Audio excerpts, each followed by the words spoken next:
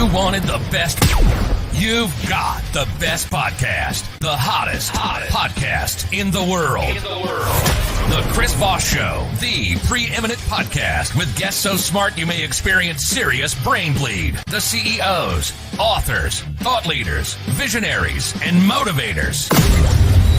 Get ready. Strap yourself in. Keep your hands, arms, and legs inside the vehicle at all times, because you're about to go on a monster education roller coaster with your brain.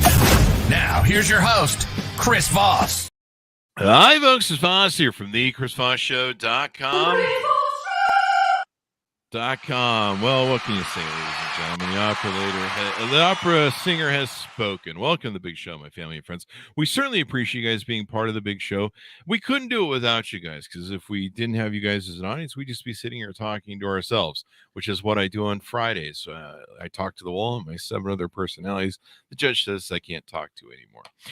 But don't tell him I'm my parole officer, because I want to get the ankle bracelet off. Anyway, guys, we're going to be learning a ton of great stuff. And as always, that's what we do here on the Chris Voss Show. We learn great stuff, and we have the most amazing authors. People come on the show and they share with us their knowledge, stuff they spent sometimes hundreds of thousands of hours, sometimes a lifetime studying, and they bring it to you in an hour synopsis and give it to you, this juicy piece of steaming, wonderful, glorious, scrumptious goodie. I don't know what it sounds. I'm thinking of Thanksgiving. I must be hungry. And they set it before you so that you can indulge in it and nourish your mind, your body, and your soul. And we have one of those authors on today as well. But in the meantime, we need you to do one thing for us. Just one thing. That's all we ask. Go to goodreads.com/Chris Voss. Refer your family, friends, and relatives over to all the plugs. YouTube.com/Chris Voss. LinkedIn.com/Chris Voss. And Goodreads.com. I did Goodreads. Chris Voss one on the TikTok. She's the author of the newest book that's just come out. Take No Shit. Build better relationships through discovering, creating, and maintaining healthy boundaries in 3, sometimes 5 simple steps. Heather Kloss is on the show with us today. We'll ask her if she's related to the Santa, since Christmas is coming up, and some of you have been very bad boys and girls, so we're going to have a look into that and see what we need to do there if we can get back on the list. Maybe she can help us. Heather has lived a very atypical life. She's hitchhiked across the country, traveled, and worked in a carnival for a season. It's probably when she was kidnapped, hijacking across the country. We'll find out how that works. She roamed New York City with street people. She explored and taught alternative lifestyles and more. And all her experience thus far have led her to believe that boundaries, I say, are the key to not only saving ourselves, but our relationships. She's a big fan of amazing people, enjoying love, sex, and romance in happy and functional lives. What a weird thing to come up with. Why would you want to be happy? Whatever that might look like from human to human, which is why she is thrilled to share her experience and knowledge of boundaries with us. Welcome to the show, Heather. How are you? I am wonderful, Chris. Thank you so much for having me. Thanks for coming. We really appreciate it. Give us your .coms. Where can people find you on the interwebs? My.curiouser.life. There you go. MyCuriouser.life. So just a fun fact to get out of the way real quick, because it's piqued my curiosity. When you hitchhike across the country, were you kidnapped and that's why you had to work in the carnival for a season, or was this voluntary? No, it was totally voluntary. It was a teenage hijink, and I own it. Had a great time, learned a lot about humanity in a few short months, and lived to tell the tale. There you go. And a lot of people don't with the hitchhiking thing, evidently. So I'm glad you made it. So give us a 30,000 overview of your new book that you put out. Take No Shit, damn it. Or it's just Take No Shit. I added the damn it part. So Take No Shit is all about building better boundaries in order to create more functional relationships. There are 3, sometimes 5 simple steps. The first 3 are step 1, set your boundaries. That's the internal work, figuring out what your boundaries are. Step 2, say it, communicate your boundaries. Step 3, review it. How did that go, communicating your boundaries? Did it affect change or not? Step 4, which is optional because things might already be fixed, right? Step Mhm. 4 would be repeat it. Say what you need to say again, maybe in a different way, have a different conversation, whatever. And then, quite possibly, step 5, which is change. Hmm. Change what you're willing to accept, change your relationship, change. There you go. I'm shocked at how many people don't know what boundaries are. Especially men in today's world. Like men, especially married men, seem to have no idea what boundaries are, and how to maintain them from a masculine frame. Yeah. And I'm always just shocked when I bring it up to people and they're like, "What's a boundary?" I think maybe women have a better understanding of it than men.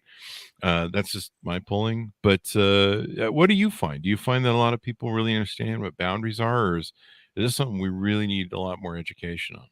I think that men and women have different challenges with boundaries. Mm. So, like a lot of people have challenges, like they're really good with their work boundaries, Mhm. maybe, but not great with their interpersonal boundaries, or they're really good with their family, but they're not good with their new significant other.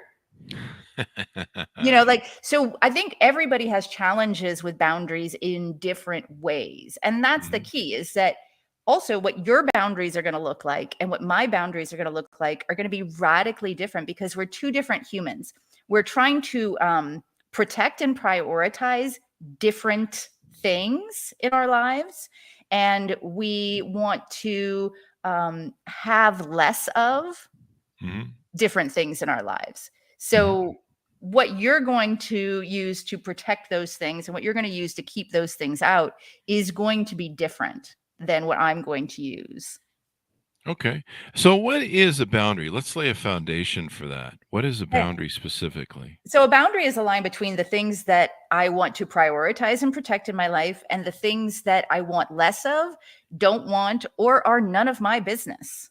Ah. So, as the saying goes, outside my boundaries, not Mhm. my monkeys, not my circus. Inside my boundaries, these are my monkeys. These are my This is my monkeys. circus. Well, it sounds like this house on Thursdays. I don't know what that means, but it sounds like my underwear on Fridays. Oh, I don't know what that means either. But boundaries. Why is it important that we set them? Why do we need them? Well, especially in relationships, Hmm. we have been bombarded with this messaging that, two must become one.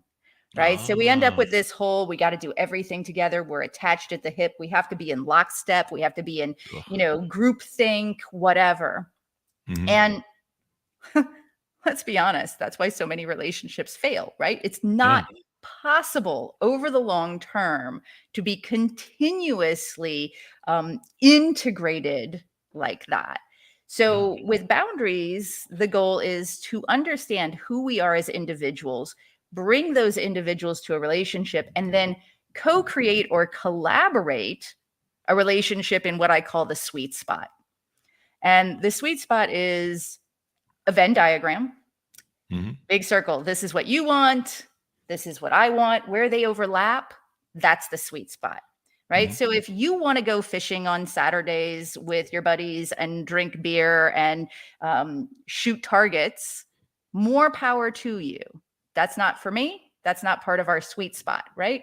Mhm. However, we might enjoy, hiking the mountains together or checking out new food places or whatever that is. That's a sweet spot. And understanding how we can live our best lives as individuals Yeah. and have a relationship that serves us both. That is the key. There you go. I love that concept because to me, I've never really been into the we merge as one. I mean, yeah, maybe you're on the same team, in a marriage or something like Yes. that, but still, you want you want people to grow as an individual and be their own person so they can be happy. There's a lot of people I think that go, correct me if I'm wrong, but there's a lot of people that seem to go into relationships where it's like, I just lost myself in the relationship. It's like, Mhm. how did you lose yourself in the relationship? And I think that's maybe what you're talking about. They tried to fold it into each other and merge it into each other. And to me, that's just boring as fuck. That's my new book coming out, Boring as Fuck. Relationships, 2024. Stay tuned. Um, but which is probably why I'm still single. But these boundaries thing, a lot of people don't hear about them. And how do we use boundaries for behavior that's problematic? I know I use boundaries for behavior, or like you talked about how maybe I don't want something around me that's not my monkeys. Like if you're going to come talk to me about some stupid meme politics or something, you're horribly uneducated, and when I really don't want to have a conversation with you. And so I'll create a boundary and say, hey, we're not here to have conversations with idiots. No, I don't say that. I say we're not here talking about politics. But that's the code word. But sometimes you have people that you've got to set a lot of boundaries for. There's a lot of monitoring that has to go on with them. Yes. And trying to get them to hold their behavior. How do you deal with people like that? And how do you react when your boundaries are crossed, or how should you react when your boundaries are crossed, or when people test the fence, if you will? So in personal relationships, what I say is that if somebody is consistently pushing on your boundaries and you, as you said, need to monitor them constantly, that sounds to me like an untenable relationship.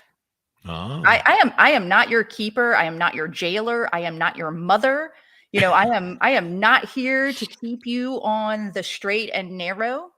Like that is not my job. That's a boundary, right? Like I am not here to make you behave like you love me. Yeah. Right? Or like Plus you respect what I have to say. That's not what I'm here for. Yeah. Plus, it's a tenet of respect, right? Absolutely. For men, respect is a big thing. I don't Yeah. tolerate disrespect from no one. I don't care.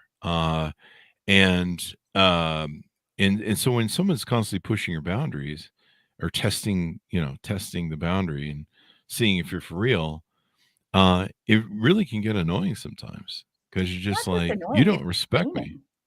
Yeah, it's draining because I like what you said. I don't have time to babysit my boundaries. If you can't Yeah. respect them, I don't have time to babysit you. I mean, not you specifically, but the people that break my boundaries. So how do you deal with those people that do you just have to eject them from your life? Well, and there's a lot of different things. When it comes down to, first you say whatever it is. So, Mhm. hey Chris, I I don't love it when you call me sweet tits, right? I'm Please sorry. I don't call apologize. me sweet tits. Like that's what my ex called me. It just the feelings are complicated, right? Yeah. Not positive. And so if you cared about what I had to say or whatever, would probably be like, well, dang, we don't want you thinking of your ex when we're Oh, together. So I'm yeah. not calling you sweet tits anymore, right? Mhm. Done and dusted. That Yeah. is an ideal. Yeah. Now, let's say Sweet Tits is like your favorite pet name ever. So you're feeling a little like defensive, maybe about like not using that, especially because it's kind of habitual. And so you push back a little bit and you're like, Sweet Tits, come on, it's just Sweet Tits. It's It's silly. just a Lots of people phrase. say that it's just a phrase. There's nothing Mm. to worry about, right? So Yeah. that's where I go. And I'm like, well, I'm reviewing this and that didn't go as well as I'd like it to go. No, Right. note to self: tell my girlfriend to quit calling me sweet tits. And then, so the idea then would be, okay, is it worth it to me to have this conversation again and be more clear with you? Or at that point, do I just want to change the access that we have to each other? Mm. Or do I really, and there's always the possibility of me saying, you know what? This is on me. This is my trauma, and it's not really that big a deal. So I'm just going to give up being upset about it. That is also taking control from inside my boundaries, right? Oh. I can change my mind. I can do specific self work and say, you know what? He keeps leaving dishes by the sink. I end up having to do those dishes. Instead of putting them in the dishwasher and it just being automatic, I have to rinse them off. I have to put them in the dishwasher. And yet, if I think about it, I have to do all the dishes in my house if I'm single, Yeah, right? that's true. Yeah. And on top of it, I would miss doing his dishes, right? I would miss not having him around. If that were the big thing that broke us up, I would feel like an asshole, right? Yeah. So you can change what you get upset about as well. Maybe not all of the time. And you should never try to make somebody else change what they get upset about. But the power of having boundaries is we can choose our Mm, boundaries and there what you go. we are willing to accept and what we are absolutely not willing to accept. What are we willing to say, you know what, that's not that big a deal? And what are absolute non compromisables? And I like what you said there, that sometimes you can look at your own boundary, or why you feel that you're feeling the need to set a boundary, and maybe it is a personal trauma, or is some sort of personal thing, and maybe it is good to take a hard look at that and go, oh, why am I making a big deal of this? Is it really worth? Is this the hill I want to die on, sort of thing? Yeah. And I like the other aspect too. You kind of alluded to it, I think, where basically, the first thing I do when I set a boundary and someone crosses it, I ask myself, and I do this with leadership and running companies. I kind of get used to it. I ask myself, did I communicate it effectively? Hmm. And so I have to revisit the second time, as you mentioned, and say, okay, I think we had a conversation about this, and maybe I didn't communicate it effectively, or just maybe you're a fucking idiot. But no, I don't say that. I think that though. But maybe I need to communicate this better, and then I make sure that's laid down. So it's two times you got your warning shot across the bow. Don't cross the line anymore. And And if and, it's and a huge habitual behavior though, yeah. like, if they said they're gonna quit smoking Mhm. and they quit and then it came back and so on and so forth, sometimes it takes a little more. Part of what you get to determine as part of your boundaries is how much are you willing to take? The Mhm. key is to say, I am making this choice, not they are forcing me to put up with it. Mhm. Right? I am choosing, I will give this 6 months. I will give everything I have to this relationship for the next 6 months or a year or whatever it is, and I will see what we can do to improve it. Mhm. And then I'll make a decision and mark it in your calendar, have the alarms go off, and then you make the decision. Mhm. Now, why does setting healthy boundaries make uh make better relationships? Why do they create better simpatico between human beings? Because humans have a hard time um, knowing when to speak up. Right? Ah. Like this little thing annoys us. And we're Mhm. like, "Oh, I really like this person. I don't want to say anything." But once that whole honeymoon period wears off, that little Mhm. thing plus all the other, 1,012 other little things that we just sort of let slide, those are going to come raging back and create resentment and bitterness and distance and annoyance. Like that whole a joke I used to make is that, well, I still make it. Um, Sex, when it's good, is 20% of the relationship. When it's bad or not happening at all, it's 80% of the relationship.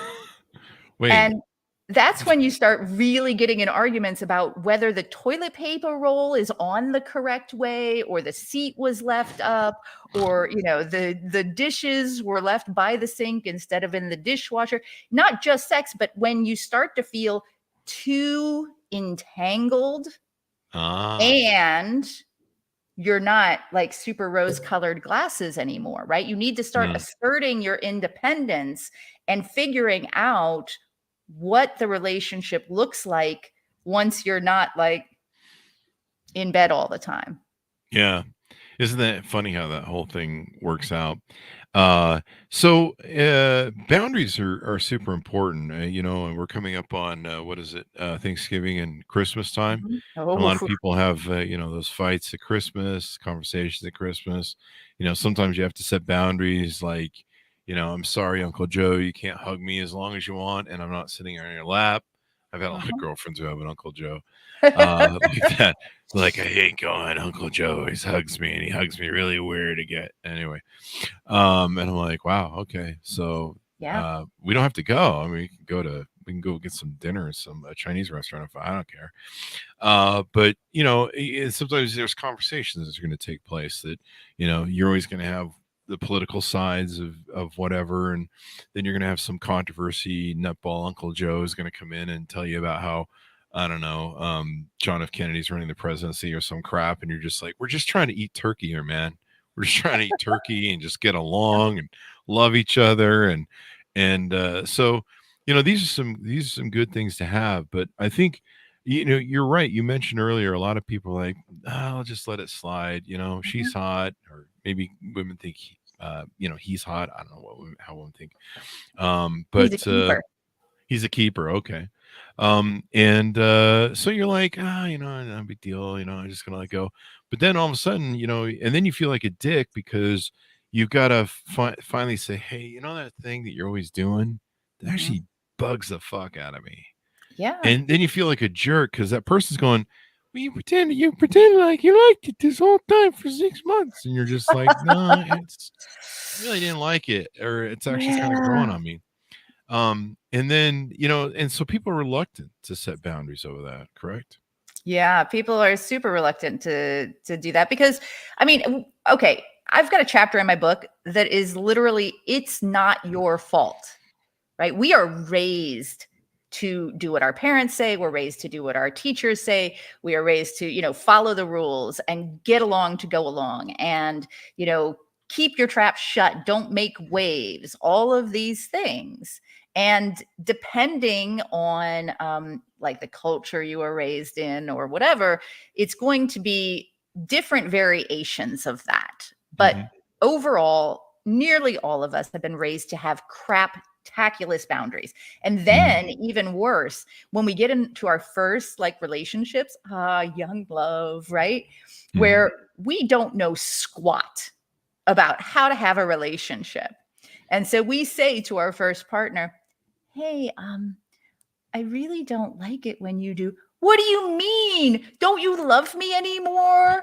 Oh, if you really loved me, you wouldn't say things like that, right? So not only do we learn for that relationship not to say things like that, but then all of us carry that trauma, little t, not capital T, but carry that trauma forward into all of our other relationships.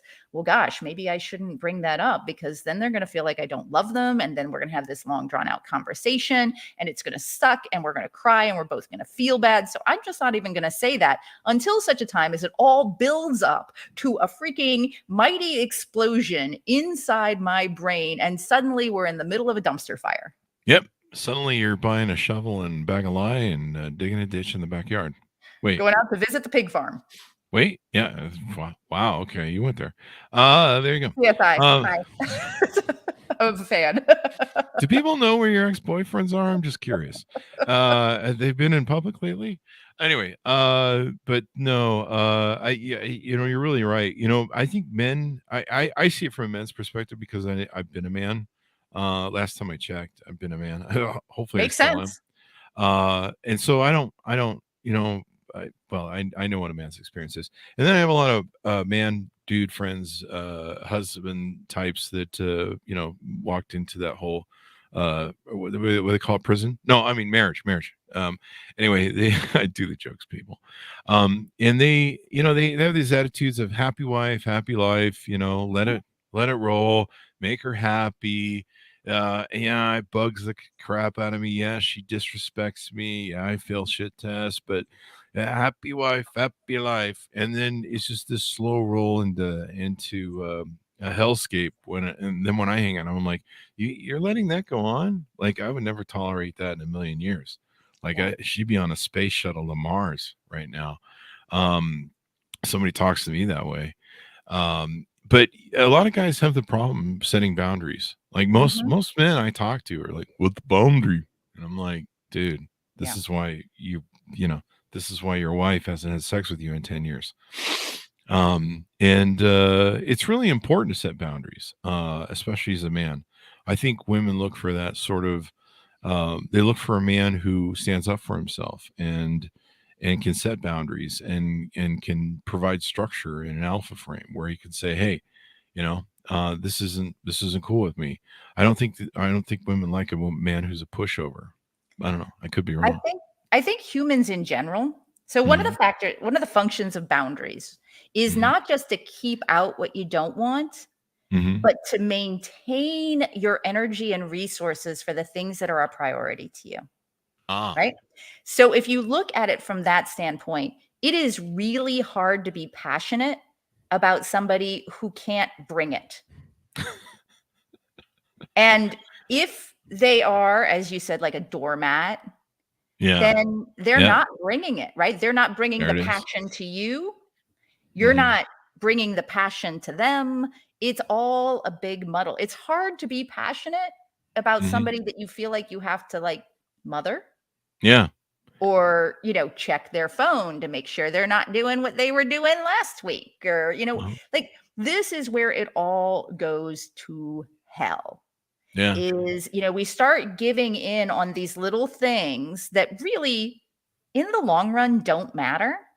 We start giving up on that time with our besties. We start giving up on the outdoor activities that fill us up in order to make somebody else happy. But the thing is, when we met, we were filling ourselves up.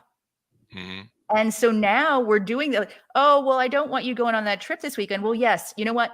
You are going to miss me. And when I come back, we'll have some amazing sex because you missed me and I'll miss you. Right. And because I'll go fill myself up in the outdoors, breathing in mountain air on a hike or whatever with the dudes. And I'll come back and be excited to see you. There you go. Refill Like my cup. this is the type of thing that people miss, this individuality in relationships. Like, and even with kids, how do you and I collaborate on creating the best life possible for each of us? And people are so much better off if they can go refill their cups outside of the relationship. Like you said, they can miss each other. But I've had friends that I'm like, hey, are we golfing anymore? No, the wife says I can't golf anymore. There's honeydews at home, and she doesn't like that I'm out hanging out and just doing whatever. And which belies insecurity in their relationship where she doesn't trust him or something, or And it's entirely possible that there's a reason for her not to trust him, right? possibly. Like we don't know what started that whole downhill Mhm. slide. I mean, it could be she has trauma from past relationships. It Trauma could from be this he's a relationship. dick. Yeah. But ultimately, she's let's turn this around to her. She's doing herself a disservice, making her his mommy, his Yeah. jailer. Like that's not going to lead to passion and fire and deep love and trust Yeah. at Because once you all. once you turn a woman from, your passionate lover to where she's your mom, she takes on a matriarchal role, and then Mhm. she doesn't have a sexual attraction to you anymore. That's what a lot of guys don't realize when you do that whole, "I want my wife to be my mom," and anytime one of my friends' wives is like, "I have 5 kids at home," they have 4 kids, and, they call the Yeah. Oh, yeah. husband the 5th kid. I'm just like, "Oh my god. Oh, that sounds like an awful situation." And it Like, feels so disrespectful. yeah, and if I were a girlfriend who'd joke about that, it'd probably be a boundary fence going up real quick. Yeah. Like, "Yeah, we are gonna have a conversation here But you about know this." what? We're socialized like that. Right? Yeah, We watch TV shows where this is normal behavior and there's a laugh track and people are like, "Oh, ha, ha, ha, ha, ha, ha, yeah, ha," right? And everybody's like, "Ooh, that's so jolly. Look at these silly humans. Look at this man just being a kind of galumph and going through life. And look at her just getting things done and being the power person." mhm. You talk about stop begging for what you want and Mhm. need. Do you find a lot of people that should be setting boundaries are doing a lot of begging? Is that kind of a sign that people can I look mean, for and go, think about these guys that we're talking about, like think about are they getting the sexy times that they No. need in their relationships? And how No. much of what they do you think is them begging by giving up their boundaries to Mhm. get more of that, never realizing that they're actually almost assuring they're going to get less? Pretty much. Yeah, it's a And it's cycle. the same thing. Let me just turn this around. It's the same thing with women, Mhm. right? Because many of us will often go into a relationship, and men do this too, like these cross genders. We're going generalizations here, but some men will do this too, in that they will give love and affection and caretaking in the hopes of getting that kind of passion and feeling of belonging back. Mhm. But the thing is when somebody is giving you that feeling of belonging only by doing the things they want and not actually filling you up with all of the other things, that's when you start in this, what I call a control or be controlled relationship pattern. I want to Now we're get you finding to out what do causes this all for this. me, Mhm. and in return, I will do this for you. And that leads to covert contracts. That's covert contracts. I love this, man. You could write a whole book on that thing. Oh, yes. Shit. And I do talk about covert contracts in the book for sure, because that's it's sort of like a boundary blackmail. I did Yeah. this for you, therefore you can't complain, when I ask you to do this for me. Yep. I I Boom. I I hate that stuff. I'm very good at picking it up. I've kind of learned the hard way too about it. But I'm really good at like, wait, what? What's going on? What did I agree to? I'll hear something on the slide. Oh, okay, we're gonna read on that. I'm like, what? What do we agree on? I'm really good at tracking this stuff down. I've learned the hard way over the years. I had somebody pull a contract thing on me the other day on LinkedIn. They sent me a spam message going, hey, and I guess they're connected with me so they can keep sending spam messages. And they sent me some spammy message. I just ignored it because I got better things to do. And then the guy wrote back a couple days later and he said, hey, I didn't hear back from you on this spam message I sent you. But hey, so I don't contact you again. Can you just let me know either way if you're interested? And I was pissed. I was like, did you just fucking put a contract on me that Yeah. extorts me where if I don't answer you back to giving you yes or no, then you're just gonna keep fucking harassing me? Are you fucking out of your fucking mind? You know You where that tell him. happens a lot? Where? Dating sites. Like, Uh, they'll send a message, right? And you're off doing life, yeah, you're right? doing life. And You're then doing they'll your send purpose, another man. message, like, an hour later, and you're doing life. And then they'll send another message. And this is primarily dudes to like me, then Mhm. they'll be like, well, I see that, you just don't have the time to respond to me. And I was just trying to be nice. You're not really all that attractive anyway. Oh See my you next god. Tuesday, So right? aggressive. Passive. Is that passive aggressive or aggressive? It, I mean, Seems it's passive. The backhanding part of it. on the plus side, every time I get a message like that, I'm like, oh, thank you so much for showing me exactly who you are. Yeah, yeah, it's a good flush out when that happens. I have the opposite where women will say to me, "How come you're not like the other guys that don't just sit there and hump my leg and text message me 5,000 times a day?" It's like I'm making money and I got shit to do and my life's purpose and you know, I don't. You're uh, we'll go out when we go out. I don't. I And got if better and things to when do. you find just the right connection, Mm. it'll work. You'll either have more time or they'll be perfect with your, circumstances, and it'll find its way to work. At this point, I'll be single forever, but that's That another is thing. also a choice.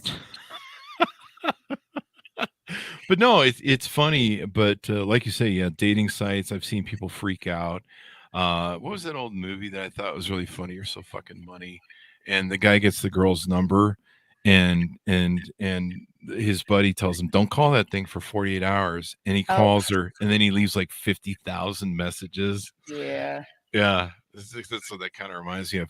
But, yeah, boundaries are so important. People need to realize that, and I think in my opinion, men especially, I think women are more masters of relationships and better at. I don't know. I could be wrong. Maybe I'm giving it too much credit, but I think they're I've better been at relationships. I've been in dating and relationships Hmm. since the early 2000s. I used to ghostwrite for pickup artists and so on and so forth. I've seen this from both sides. In fact, I've seen it from the entire spectrum of gender, sexuality, orientation, whatever. Mm-hmm. Pretty much everyone is crap at boundaries. Well, this is Seriously, why they like, all need your book. pretty much everyone. Absolutely. Every single person in the world needs to buy this book for sure. I mean, I'm not biased or anything, but I Sure, wrote it sure. for a reason. And when it comes right down to it, Mhm. we all know probably one person. Most of us know just one person, unless we've got really, really good boundaries ourselves. But most of us know that one person who always seems to be able to speak their mind comfortably, be entirely authentic about who they are. They show up, they always have energy for the people that they're with because that is their priority right this moment. They never say yes when they don't mean it, right? Mhm. Like, you know, they are there with you because they want to be there with you. Yeah. You Those are describe what an the asshole I lives am. who have good boundaries. Yeah, to me, it's so important, and I'm really wary of stuff like those secret contracts you mentioned and Yeah. silent contracts or whatever. I'm really aware of that stuff. I'm really aware. I've had all sorts of people pull stuff with me, and as you know from the singles market, you meet a lot of people, and there's always people that try and play you or capture you Mhm. or try and they're trying to they get in your head or shit test or another thing as a man you have to get really used to. And you have to sit there and go, okay, wait, now why is people always talk about how men we're always so quiet and we think about things and we take our time answering shit. It's because we're trying to figure out where it's coming from, why it's coming, and we're just like, okay, so what's this about, and what are my options, and what do I have to lose? But boundaries are so important. Mhm. Especially when it comes to respect. For men, respect is a big deal. It's almost Yeah. bigger than sex. Really, sex is a part of paying respect to us, and respecting and love to us. Respect is like really intertwined with love to us. And I see so many men. I can't speak for women because I'm not a woman, but I see so many men that don't set boundaries, and they have that happy wife, just make her happy. I'm sure it'll be fine. And meanwhile, their wives are just crapping all over them. Oh, one thing I wanted to speak to is people can't see this on Amazon, but the back of your book has boundaries are a. I'll set that up for you. What is it? So boundaries are a shit shield.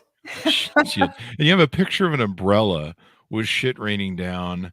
You got to see the animation, boys and girls.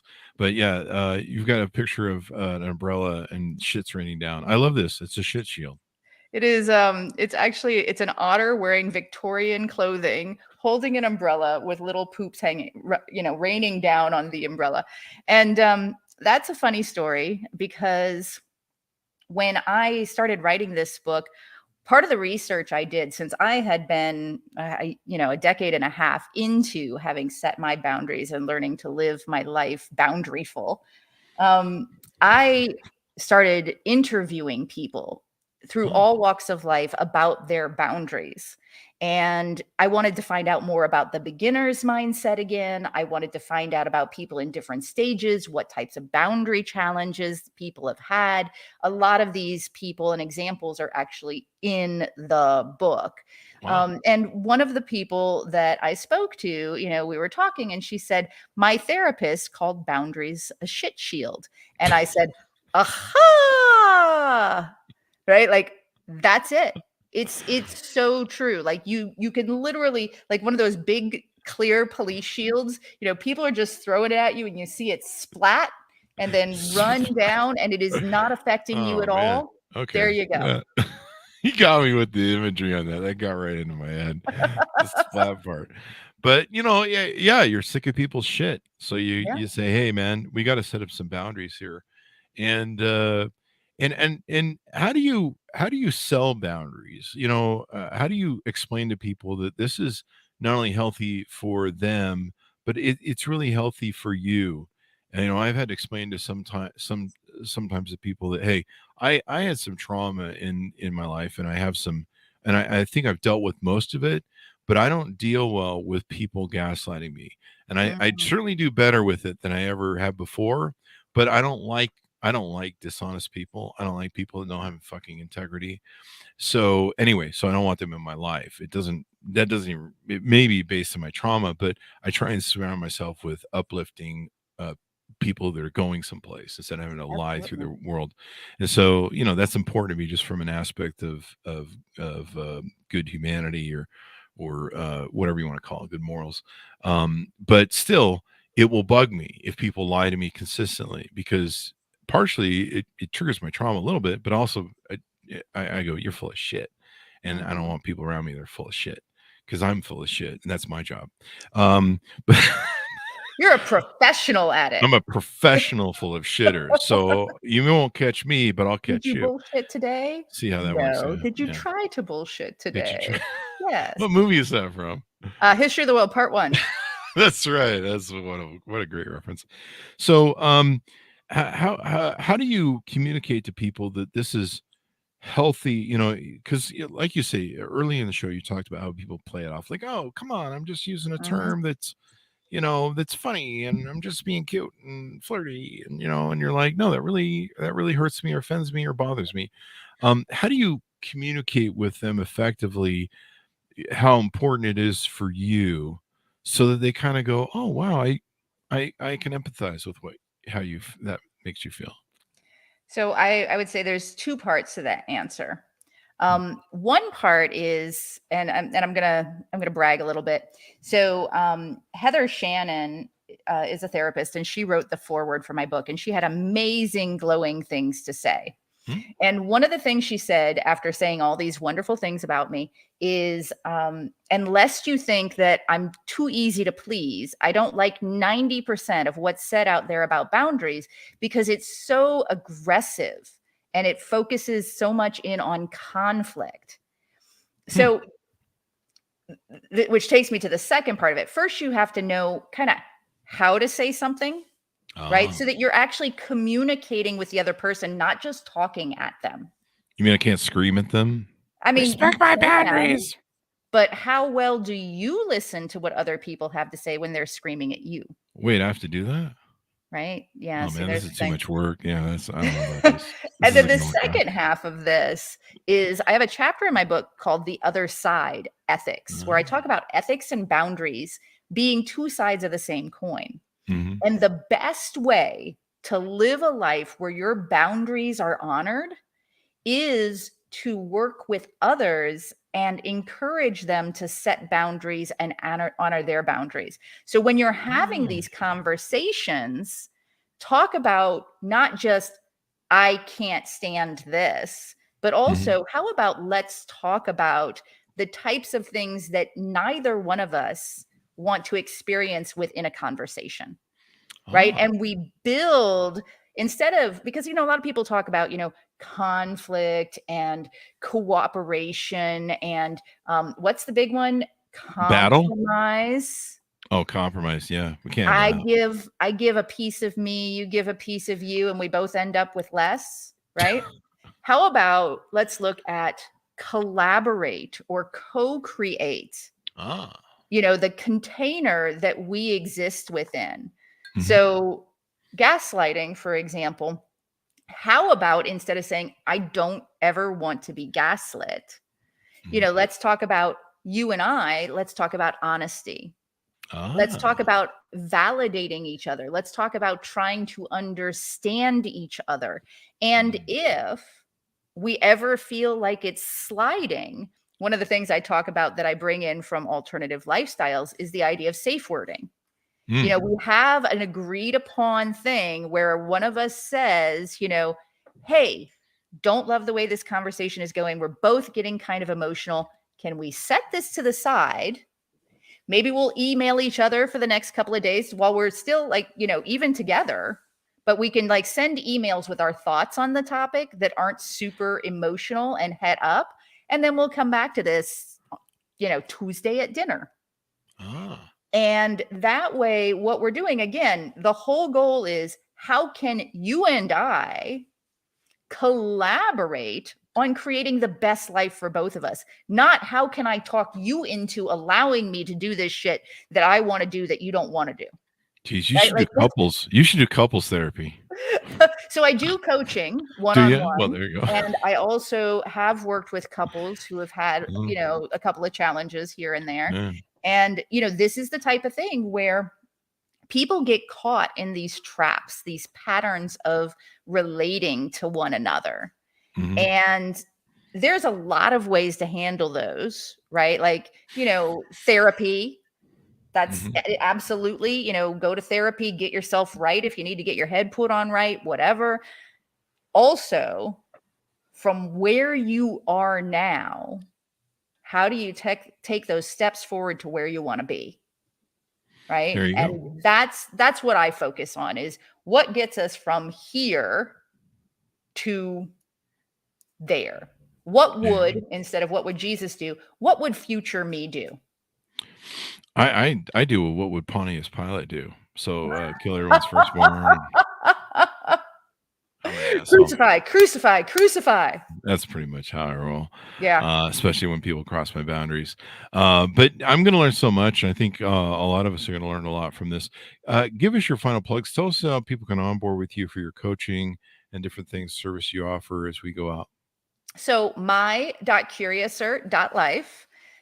You can find links to the book on Amazon in all the different Amazons. You can find a link to my Daily Boundaries app for Apple and Android. You can find my Take No Shit workshop. You can find how to get coaching with me, either one-on-one or, like I said, if you are a couple and you'd like to do that, I'm here for that as well. And you can contact me through there. You can find social media through there. You can see a couple of videos of me through there. You can find out all the podcasts that I've been on through there. Really easy. My.curiouser.life. There you go. I think you should go on TikTok Shop because that's really huge right now. In fact, it's giving Amazon a run for the money. You should sell the boundary shit umbrellas. I think that'd be cool. You get like on the back of your book, they look like little Pringle cones, little diamonds. And so what you could do is you sell an umbrella and it says boundary on it in big giant boundary word, or my boundary umbrella. And then it just has little stuck I little love it. things. I agree. I definitely Yeah. need to do this. Yeah.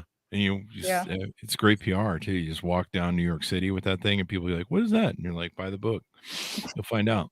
There you go. This is why they pay me $5 a day.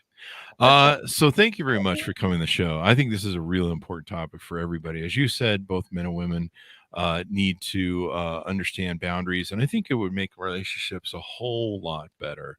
But then where would I be if relationships were better? Because I've been single all my life. I mean, my dating pool would contract, so we can't have that.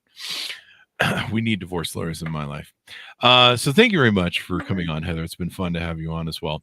Thanks to my audience for tuning in. You go to goodreads.com/Chris Voss, LinkedIn.com/Chris Voss, YouTube.com/Chris Voss, and Chris Voss 1 on the Tickety Talkety. Thanks for tuning in. Be good to each other. Stay safe. We'll see you guys next time.